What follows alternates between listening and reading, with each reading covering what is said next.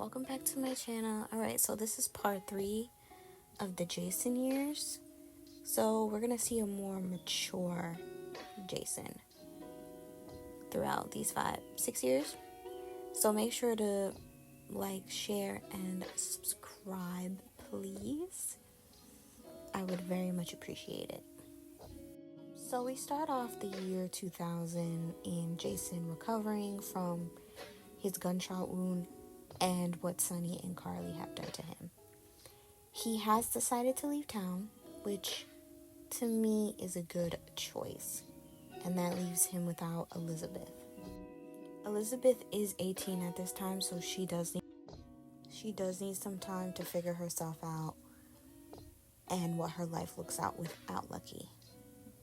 So Jason returns towards the end of 2000 and leaves again in 2001 and returns again in 2001 and then officially stays in town after that around 2002. But his longing for Elizabeth is still there. Brother, Jason? It's Lizzie. He's staring at you. Just a second, I'll be right back. Jason. When'd you get back? Last night. Oh. It's good to see you. It's good to see you. So how are you? I'm okay. No, you're not. That's right, I forgot I don't have to cover with you. No, you don't have to tell me anything if you don't No, want to. well, basically, my life is, it's been all over the place since you left. I'll save you the details for another time. But the short version is, Lucky and I aren't together anymore.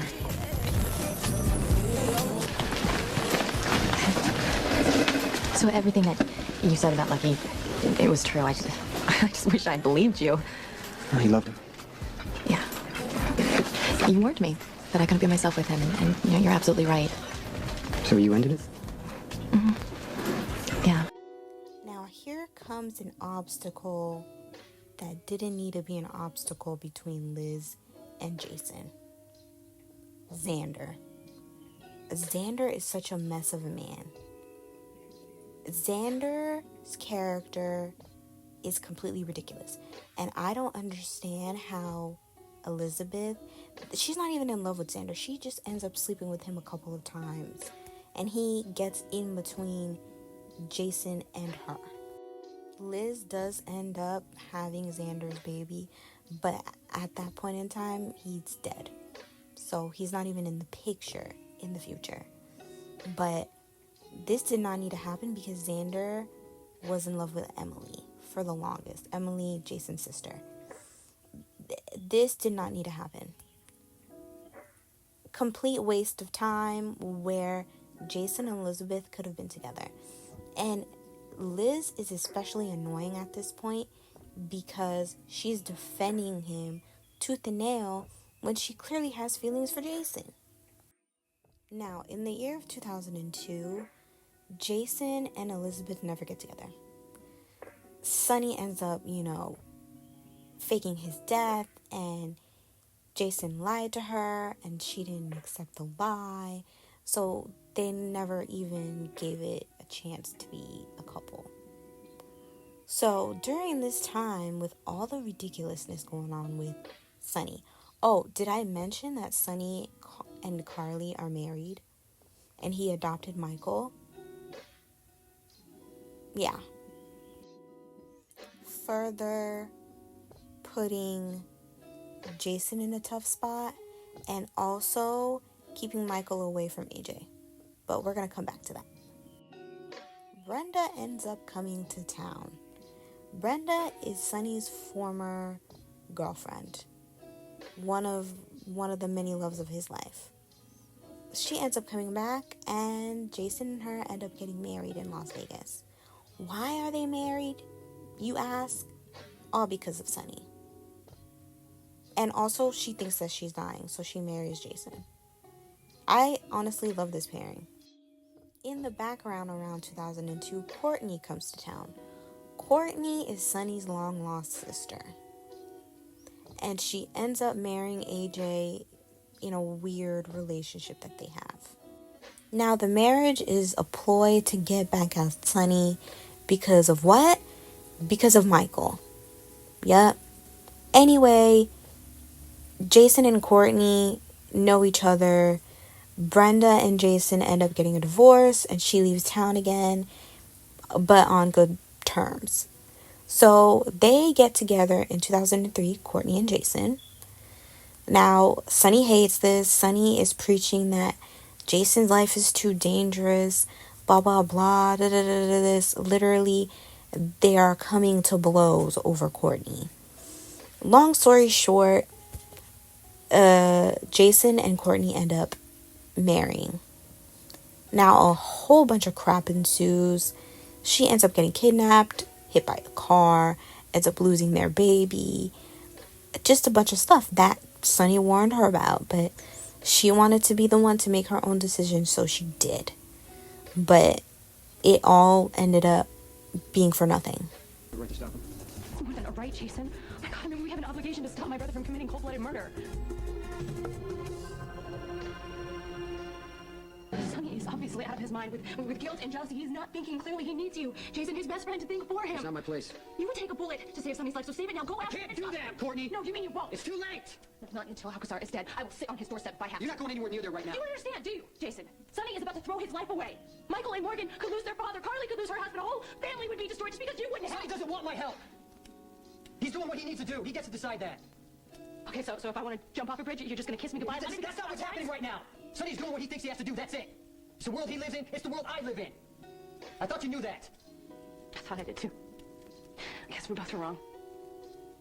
I can't be with a man who could have stopped a murder and didn't. I'm getting out. Courtney. No, Jason, I can't do this. We're over. So based on that clip, that's how it ends for them. So, they end up getting a divorce. Courtney's character, even though I don't like Courtney's character, she died without anybody really caring about her. Not even Sunny.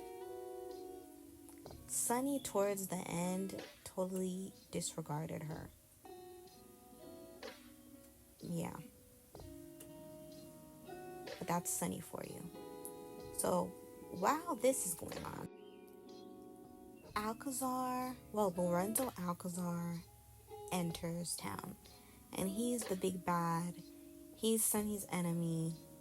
And he causes havoc between Carly and Sunny, which is very entertaining. Carly ends up falling for Lorenzo for a time, but eventually goes back to Sunny. And this just creates chaos. In the fallout between Sunny and Carly, Sam comes to town.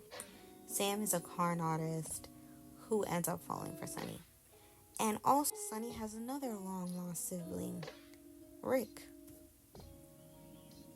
How this man is still living and breathing in the future, I have no idea. He ends up kidnapping Carly as a sort of revenge for Sunny. And he ends up going against him many times because he is a lawyer. So he always tries to twist the law to try to put Sunny in prison. And this stems from jealousy and just hate. But anyway, I want to focus on Sam. So Sam becomes his mistress. She doesn't mind being his mistress, but that's what happens. And she eventually meets Jason. And I think their first encounter is indicative of their relationship. Well, it must be crowded around here if the cops have got to double up on two total strangers, huh? And I don't think it's a mistake. Why not? So you're hoping to get something out of it? Your testimony against me? Oh, I might be willing if I had any idea who you are. I'm Sam. Sam McCall. I'm in for aiding and abetting Sonny Corinthos. Jason Morgan. Me too. Baldwin has been after me and Sonny for years, and that's the only reason he filed charges against you. What, so I feel squeezed enough to testify against him? Forget it. I don't like anyone telling me what to do, and I certainly don't like being manipulated, especially by some corrupt VA. Good. I appreciate you standing up, and I will take care of any money it costs you, including your bail, and I'll make sure that you have the best attorney available. All right. That's... Sonny ends up getting Sam pregnant and Carly pregnant at the same time. And he wants Sam to be literally right next door to him. With who? With Jason. This man, he ends up knocking up women that he shouldn't. Anyway, ridiculousness after ridiculousness ensues. Jason and Sam try to get married for the baby, which is stupid. Dumb. She tries to leave. Sonny ends up running after her because he wants to raise his child.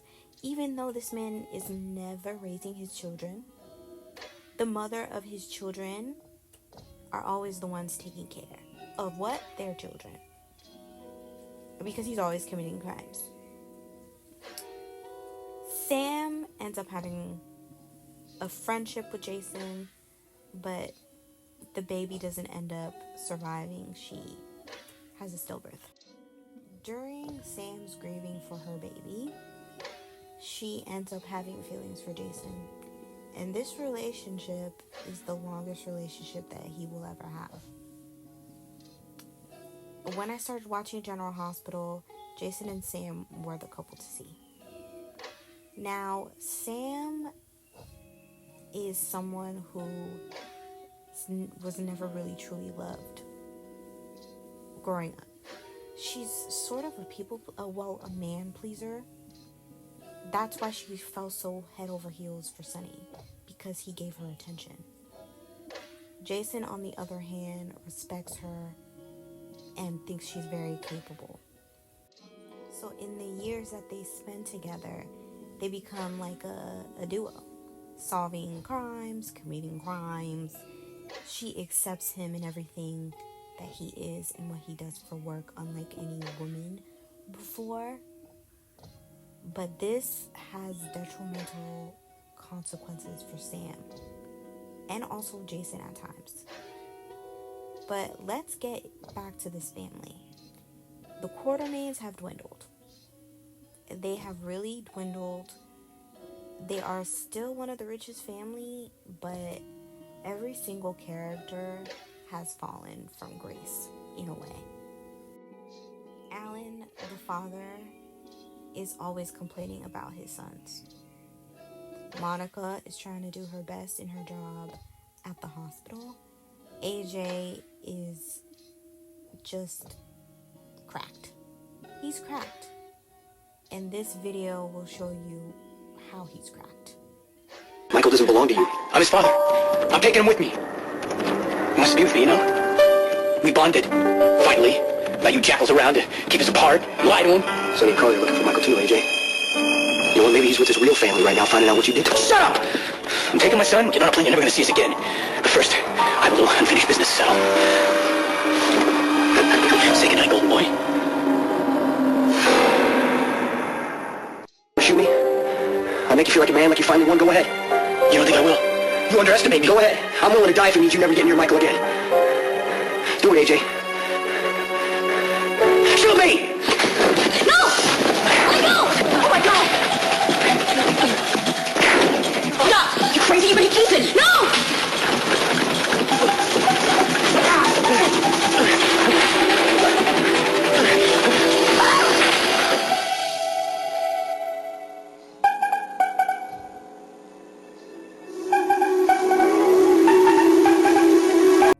This is honestly truly sad. It's sad because at the end of the day, they are brothers. But what Carly has done, plus Sonny, to AJ was irrevocable. All AJ wanted was to see his son. And he took extreme measures to do that. He made everyone think that Michael was dead so he can kidnap him and take him out of the country so they can be together. Now, that was not the best decision to do that, but I understand why he did what he did. I can't understand for the life of me why she wouldn't allow him to see his son. When Sonny is over here complaining about the fact that he wants to see his children. AJ was never the villain here. He was never the villain. But, you know, he ended up becoming one. He ended up shooting his father in the back. And he ended up dying when they fell over. So this brings me to the conclusion of this video. So stay tuned for part 4.